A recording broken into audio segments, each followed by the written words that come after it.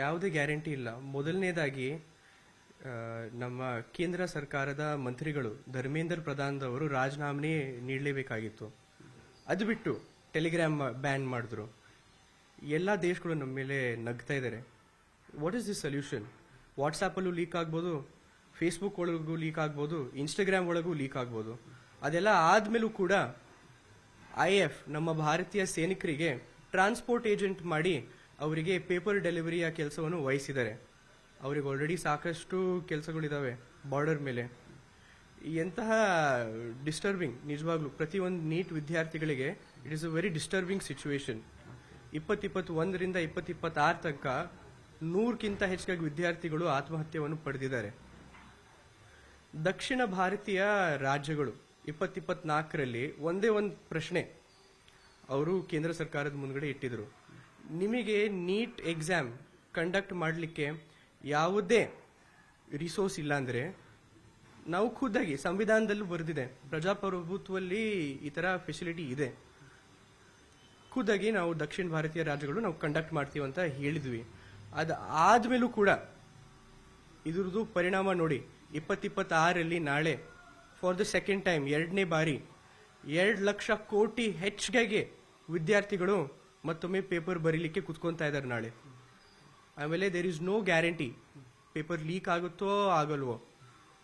ಬಹುಶಃ ಹಿಟ್ಲರ್ ರಾಜ್ಯಕ್ಕಿಂತನೂ ಕೆಟ್ಟ ಪರಿಸ್ಥಿತಿ ನಾವು ಇವತ್ತು ನೋಡ್ತಾ ಇದ್ದೀವಿ ನಮ್ಮ ಭಾರತದಲ್ಲಿ. ಇದು ವಿದ್ಯಾರ್ಥಿ ವಿರೋಧ ಸರ್ಕಾರ. ಹಾಗೂ ನಾಳೆ ವಿದ್ಯಾರ್ಥಿಗಳಿಗೆ, ಕೆಲವು ವಿದ್ಯಾರ್ಥಿಗಳ ಜೊತೆ ನಾನು ಮಾತಾಡ್ತಾ ಇದ್ದೆ, ಪಾಪ ಅವ್ರು ಕನ್ಫ್ಯೂಷನ್ ಇದ್ದಾರೆ. ನಾಳೆ ಪರೀಕ್ಷೆಗೆ ಕುತ್ಕೊಂಡು ಏನು ಪ್ರಿಪರೇಷನ್ ಮಾಡೋದಾ ಅಥವಾ ನಾಳೆ ಎಕ್ಸಾಮ್ಗೋಸ್ಕರ ಪೇಪರ್ ಲೀಕ್ ಆಗಬಾರ್ದಂತ ದೇವರ ಮನೇಲಿ ಕುತ್ಕೊಂಡು ಪೂಜೆ ಮಾಡ್ಬೇಕಂತ. ಪಾಪ ವಿದ್ಯಾರ್ಥಿಗಳಿಗೆ ಸಾಕಷ್ಟು ತೊಂದರೆ ಇದೆ. ಈ ನೀಟ್ ವಿಚಾರ ಏನಿದೆ, ಮುಂದಿನ ವರ್ಷಗಳಿಂದ ಪ್ರತಿಯೊಂದು ರಾಜ್ಯ ಸ್ವಂತಾಗಿ ಅವರು ಕಂಡಕ್ಟ್ ಮಾಡಬೇಕಂತ ನಾವು ಮನವಿ ಮಾಡ್ತಾ ಇದೀವಿ. ಯಾವುದೇ ಗ್ಯಾರಂಟಿ ಇಲ್ಲ. ಮೊದಲನೇದಾಗಿ ನಮ್ಮ ಕೇಂದ್ರ ಸರ್ಕಾರದ ಮಂತ್ರಿಗಳು ಧರ್ಮೇಂದ್ರ ಪ್ರಧಾನ್ ಅವರು ರಾಜೀನಾಮೆ ನೀಡಲೇಬೇಕಾಗಿತ್ತು. ಅದು ಬಿಟ್ಟು ಟೆಲಿಗ್ರಾಮ್ ಬ್ಯಾನ್ ಮಾಡಿದ್ರು. ಎಲ್ಲ ದೇಶಗಳು ನಮ್ಮ ಮೇಲೆ ನಗ್ತಾ ಇದ್ದಾರೆ. What is the solution? ವಾಟ್ಸಾಪಲ್ಲೂ ಲೀಕ್ ಆಗ್ಬೋದು, ಫೇಸ್ಬುಕ್ ಒಳಗೂ ಲೀಕ್ ಆಗ್ಬೋದು, ಇನ್ಸ್ಟಾಗ್ರಾಮ್ ಒಳಗೂ ಲೀಕ್ ಆಗ್ಬೋದು.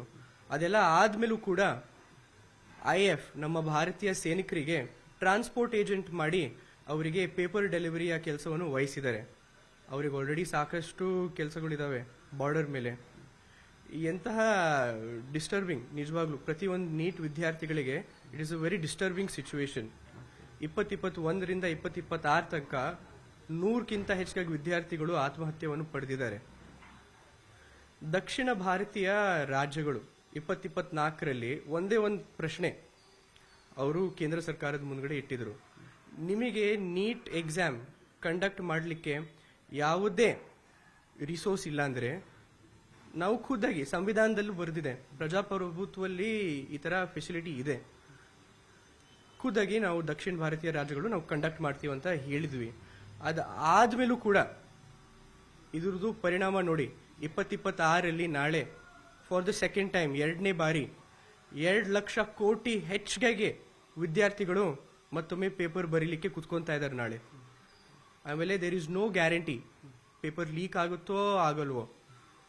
ಬಹುಶಃ ಹಿಟ್ಲರ್ ರಾಜ್ಯಕ್ಕಿಂತನೂ ಕೆಟ್ಟ ಪರಿಸ್ಥಿತಿ ನಾವು ಇವತ್ತು ನೋಡ್ತಾ ಇದ್ದೀವಿ ನಮ್ಮ ಭಾರತದಲ್ಲಿ.